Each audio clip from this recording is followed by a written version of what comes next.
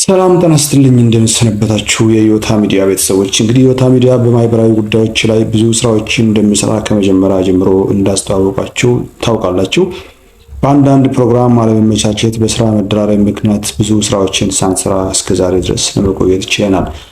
ዛሬ ግን አንድ ነገር ስለታዘብን ተመልሰን ለመምጣት ተገደናልና እንግዲህ በሀገራችን ዘንድሮ አሉ ከሚባሉ ትልልቅ ክስተቶች መካከል አንዱ የብሔራዊ ወይም አገር አቀፍ የምርጫ ነው። በምርጫ ቦርድ አዘጋጅነት የሚቀርብ ምርጫ በሀገራችን ግንቦት 24 2018 ዓ.ም እንግዲህ እስካሁኑ ድረስ ቀኑ ካልተቀየረ በዚህ ቀን ይካሄዳል ተብሎ እየተጠበቀ ነው ማለት ነው። ነገር ግን ይህንን ምርጫ ማን እንደሚያሸንፍ ግን እስካሁን በምርጫ ቦርድ በኩል ይፋ የሆነ ነገር የለም። አንድ ሰው ግን ነግሮናል። በቤተ ክርስቲያን ስም ነብይ ነኝ ብሎ ራሱን የሚጠራ አንድ ግለሰብ ምርጫውን ማን እንደሚያሸንፍ ነግሮናል።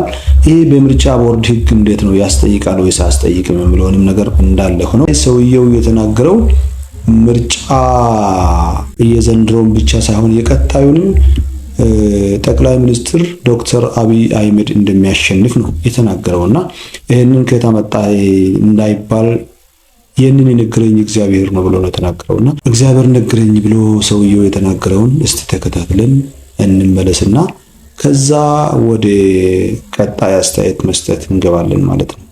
ስለ ኢትዮጵያ ትንቢት ልናገር ነው። ትንቢቱ ጻፉ። እግዚአብሔር የተናገረ ነገር ሚነገር ነብይ ነኝ። የዘንድሮ ምርጫ የሚቀጥለው ምርጫ ጠቅላይ ሚኒስትር አብይ አህመድ ያሸንፋል። ጨብጭቡ። ጠቅላይ ሚኒስትር አብይ አህመድ ያሸንፋል። ጨብጭቡ። ጠቅላይ ሚኒስትር አብይ አህመድ ያሸንፋል። ጨብጭቡ። ይሄው ነው እንግዲህ የሞራላችን ደረጃ እዚህ ድረስ ደርሷል። ማንም ወንበዴ ተነስቶ ሕግ የሚፈቅደውንና ሕግ የማይፈቅደውን እንኳን ለይቶ ሳያውቅ እግዚአብሔር የሚለውን ስሙን እንኳን በትክክል መጥራት ሳይችል ተነስቶ የምርጫን ውጤት ከምርጫ ቀድሞ እግዚአብሔር ነገረኝ በሚል ትዕቢት መናገሩ እጅግ በጣም ያሳዝናል። ያው እንግዲህ ቀጣይ ላይም የዘንድሮንም አሸናፊው ዶክተር አብይ አህመድ ነውና ጨብጭቡ ብሏልና እንግዲህ ጨብጭቡ ተብላችኋል።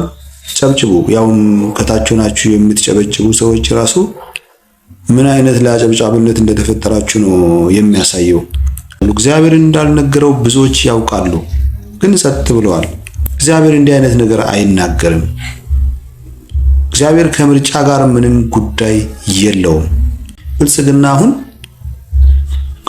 ካለው የሀገሪቱ በውድድር ቦታዎችን ከበር ከማድረጉ አኳያ ሊያሸንፍ ይችላል የሚል ግምት እኔም አለኝ። ያንን ግምት ዘመታይ እግዚአብሔር ነገረኝ ብለህ በእግዚአብሔር ስም የምትነግደው አንተ ምን አይነት ወሮ በላ ሰው ነህ? ግን ህሊናዬ ግን ምንድነው የምነግርህ? እግዚአብሔር የፍትህ አምላክ ነው። ፍትህ ላጡት ሰዎች መንግስት እየበደለ ከሆነ ወይም ሰዎቹ እነዚህ ታጠቅን የሚሉ ሰዎች አገሪቱን የሚበጠብጡ ሰዎች የነገሩት ነገር ያደረጉት ነገር ካለ እግዚአብሔር ለነዛ ሰዎች መልእክት እንድታስተላልፍ ሊነግር ይችላል። ብዙ ነቢያት በመጽሐፍ ቅዱስ ላይ እንደሰማነው ሀገሪቱ ላይ ሊሆን ያለውን የሰው ደም ሊፈስ ያለውን ሲያስቆሙ በትንቢት ሲናገሩ፣ ነገስታትን ሲገስጹ፣ ቤተ ክህነትን የእግዚአብሔርን ቤት ውስጥ የሚያገለግሉ ሰዎችን ጭምር ሲገስጹ ነው የምናየው። አንተ ግን ብድግትልና በዚህ ሳምንት ሎተሪ ደርሶት የሚያጨበጭብ የሚደሰት ሰው አለ። በዚህ ሳምንት የበረከት በር ስለተከፈተ ብዙዎቻችሁ ገንዘብ ታፍሳላችሁ። በቀጣይ ሳምንት ቪዛ ማይተም ይመታላችኋልና ወደ ውጭ ሀገር ትሄዳላችሁ። እቁብ እድርና እንደዚህ እንቶ ፈንቶ ነገርን በነብይ ስም የምትናገረው እጅግ በጣም የተዋረድክ ሰውዬ እግዚአብሔር ልቦና ይስጥ። እግዚአብሔር ቅን ልቦና ይስጥ ነው የምለው። ሌላ ምንም የምለው ነገር የለም። ሰላም ነው።